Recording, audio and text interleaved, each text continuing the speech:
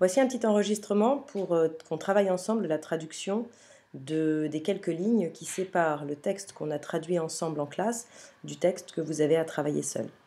Donc il y a juste deux lignes. Obsecro vos ego mia auxilio oro obtestor citis et hominem demonstretis qui seam abstuerit quid est quid ridetis. Et à partir de nos oui, vous commencez à le travailler seul. Donc je vous rappelle le début. Peri interi occidi, je meurs, je suis mort, on m'a assassiné. Quo curam, où puis-je courir? Quo non curam, où ne courrais-je pas? Tene, tene, quem quis, tiens, tiens, qui, lequel est-ce? Nescio, je ne sais pas, ni luideo, je ne vois rien, caecuseo, je vais comme un aveugle. Atque quidem quoeam, aut ibissim, aut quissim nequeo, cum animo certum investigare. Nequeo et je ne peux pas, certum investigare, trouver avec certitude, cum animo par mon esprit, par ma raison, quoeam où je vais, aut ubissim ou bien où je suis, aut quissim ni même qui je suis. Alors, ce que nous n'avons pas encore traduit. Obsecro vos ego. Ego, moi, c'est ce que vous avez ici. Donc nous en sommes ici. Obsecro vos ego. Ego est le sujet, vos est le CED, obsecro le verbe. Moi, je vous en supplie.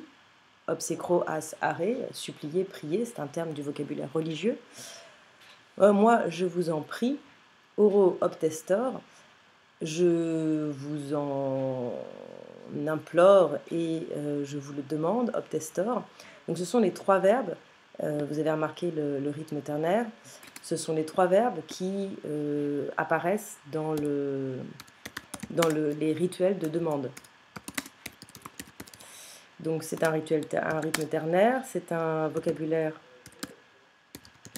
liturgique, c'est-à-dire religieux, mais vraiment religieux, qui apparaît dans les prières rituelles.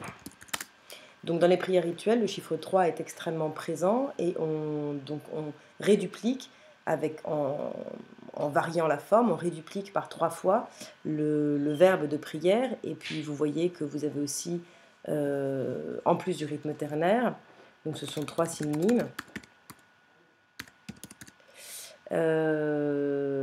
avec des assonances et des allitérations.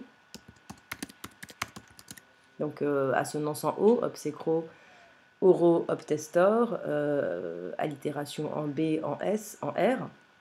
Et en plus, les volumes verbaux sont à peu près symétriques. Obsecro 3 syllabes, oro 2 syllabes, obtestor 3 syllabes. Donc c'est ce langage liturgique qu'on appelle le carmen. C'est le langage poétique religieux. Le carmen est centré sur des jeux lexicaux et en même temps des jeux phoniques, mélodiques, et en même temps des jeux rythmiques. Donc il utilise le vrai vocabulaire de la prière pour s'adresser aux spectateurs, et vous avez ici une rupture de l'illusion théâtrale. Rupture. Vous avez dû travailler un petit peu sur le théâtre et vous avez dû apprendre que parfois les auteurs s'amusent à rompre cette illusion théâtrale, c'est-à-dire l'illusion qui fait que le spectateur et ce qui se passe sur la scène sont vraiment dans deux univers différents, et que le spectateur fait semblant de croire que ce qui se passe sur la scène est vrai. Donc ça, c'est l'illusion théâtrale, et donc normalement, il n'y a pas de communication entre la salle et la scène. C'est ce qu'on appelle le quatrième mur, ce quatrième mur qui est invisible, mais qui est considéré comme existant par les spectateurs et par les acteurs. Donc les acteurs ne s'adressent pas directement aux spectateurs, les spectateurs n'interpellent pas les acteurs, et cette illusion théâtrale est une des sources du plaisir que l'on ressent au théâtre. C'est la même chose au cinéma.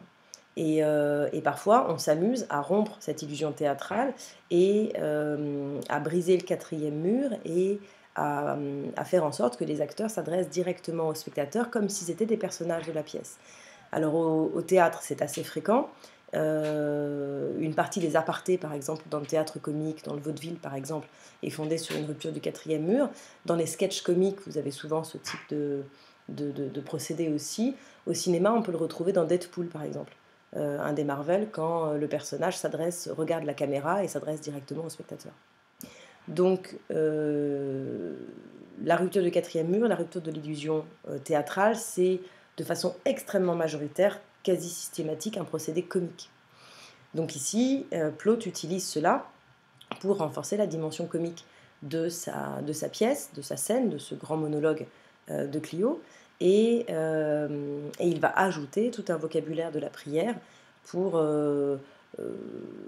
créer une sorte de faux pathétique. Vous voyez, c'est du faux sérieux, et on voit bien à quel point tout cela est disproportionné par rapport à la situation, vu que Clio a juste perdu une marmite contenant des pièces d'or, donc une cassette dans la pièce de Molière, et c'est cette disproportion qui renforce encore l'effet comique. Donc de quoi les prit-il? Donc là, comme on est dans un vocabulaire religieux, on est dans un système d'oralité, et on ne va pas avoir de subordonnant après, on va avoir directement un verbe ici, citis, au subjonctif. Donc c'est comme si on avait 2 points, vous voyez, je vous en prie, 2 points, soyez, mihi pour moi, a auxilio, a aide. C'est un système de double datif. Et c'est, je vais le mettre en bleu, et c'est plus double datif. Vous irez vérifier dans vos grammaires en quoi ça consiste. On essaiera de faire un petit point si jamais un jour on se revoit en cours en vrai. Donc essai plus double datif, essai ici, citis au subjonctif présent, deuxième personne du pluriel. Premier datif mi, qui est une forme abrégée orale, donc on est dans du théâtre, donc on est à l'oral, c'est l'abrégé de Miki. Et deuxième datif, auxilio, datif de auxilium, i neutre de deuxième déclinaison. Donc soyez pour moi à aide, soyez une aide pour moi. Ok? Venez-moi en aide. Donc je vous en prie, je vous en supplie, je vous en conjure, venez-moi en aide, et demonstretis, et montrez-moi. On va peut-être grossir un peu le texte, mais vous l'avez. Non, ça ne va pas plus marcher si je le grossis, forcément. Les bidouillages de tout ce que l'on essaie de faire pour l'instant. Donc, et demonstretis, ce qui vous indique que c'est du subjonctif, c'est le E que vous avez ici, qui est donc un subjonctif. C'est parce que c'est un verbe en A, démonstrare. Nous le savons en français parce que nous disons démonstratif, une démonstration. Donc on voit bien que le radical est un radical en A. Donc demonstretis est un subjonctif présent, il est sur le même plan que citis, on est toujours dans les compléments de obtestor, oro, obsecro. Donc, et je vous en conjure, montrez-moi l'homme, hominem, accusatif troisième déclinaison, quis eam abstulerit, qui, ici, on n'a pas un pronom relatif, mais un pronom interrogatif, qui va introduire une interrogative indirecte. C'est pour ça qu'ici, on sera aussi au subjonctif. Donc, montrez-moi l'homme, dites-moi qui abstulerit a volé, et âme, elle, à savoir ma marmite. Donc, abstulerit, c'est le subjonctif parfait de aofero. Aofero, faire, ferrer. Abstuli, parce que comme on passe à une voyelle dure, un T, on va rajouter un S de phonie. Abstuli, ablatum. Donc enlever. Quand vous faites une ablation des dents de sagesse, vous enlevez quelque chose. Donc, eam, c'est icéaïde à l'accusatif féminin singulier. COD de abstulerit. Quid est? Qu'y a-t-il? Quid est le neutre de l'interrogatif quis quae quid.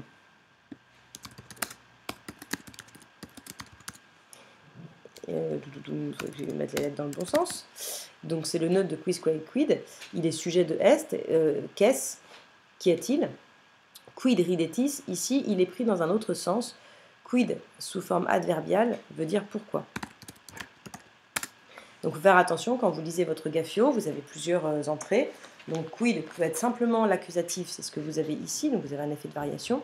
Quid peut être simplement l'accusatif de quis quae quod, ou si c'est un adjectif, enfin quid, non pas quis quae quod, de quis quae quid, quand il est pronom interrogatif, ou bien il peut être pris dans un sens adverbial, c'est ce qui est le cas ici, et dans ce cas-là, il veut dire pourquoi, dans les mêmes emplois que quod, que cours, en fait. je voulais dire un truc. Nous, on a ces emplois un petit peu larges de quoi en question. Donc, quid ridetis, ici on est revenu au présent. Pourquoi riez-vous? Et on est toujours avec ridetis, puisque c'est une deuxième personne du pluriel, on est toujours dans la rupture de l'illusion théâtrale et dans l'adresse directe au lecteur. Molière va reprendre exactement les mêmes procédés, si vous regardez à la fin de votre texte, les dernières lignes de l'extrait du monologue d'Harpagon dans l'Avare. Est-ce mon voleur qui y est? De grâce, si on sait des nouvelles de mon voleur, je supplie que l'on m'en dise. Donc ça, c'est la traduction de obsecro oro obtestor hominem demonstretis. Et puis, n'est-il point caché là parmi vous? Ils me regardent tous et se mettent à rire. Donc le « ils me regardent tous », on l'aura un petit peu plus loin. Et ils se mettent à rire. Quid ridetis? Pourquoi riez-vous? Vous voyez que chez Molière, comme il a déjà utilisé la rupture du quatrième mur, la rupture de l'illusion théâtrale un petit peu auparavant, il va alléger un petit peu et ne pas le reprendre ici, mais c'est le même procédé qui est utilisé par Molière que celui que Plaute avait déjà employé dans ce monologue pour redynamiser ce monologue. Donc ici, Euclio est seul en scène, et en réalité, il va entretenir un dialogue avec le spectateur, et ce dialogue va être le signe de son trouble, de son agitation mentale, due à la perte de sa cassette. Voilà, je vous laisse travailler la suite tout seul, et vous n'hésitez pas à me contacter si vous avez des questions.